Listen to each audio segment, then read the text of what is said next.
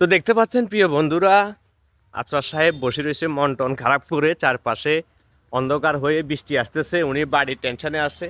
উনার নতুন বাড়ি ভেঙে যাবে এই টেনশনে উনি খুবই মনে কষ্ট নিয়ে বসে আছে, দেখতে পাচ্ছেন। আসসালামু আলাইকুম, ভালো আছেন? তো কি হয়েছে, আপনার মন খারাপ মনে হয়? এই যে বৃষ্টি আসতেছে, বাড়িঘর ভাঙতেছে, এই জন্য মন খারাপ।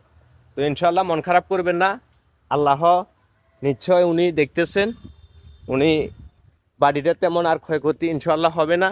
হয়তো যদি প্রচুর পরিমাণ ঝড় তুফান না আসে, দেখতে পাচ্ছেন উনি অনেক কষ্ট করে একা একা মাটি কেটে কেটে আবার বাড়িটাকে ঠিক করছে।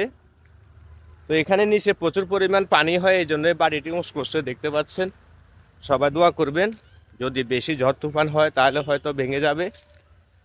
বাড়িটির চারপাশে দেখাচ্ছি, দেখতে পাচ্ছেন। তো চারপাশ প্রচুর মেঘলা, আকাশের খুবই গর্জন। সবাই দেখতে পাচ্ছেন। ভিডিওটি যদি ভালো লাগে অবশ্যই সবাই শেয়ার করে দিবেন।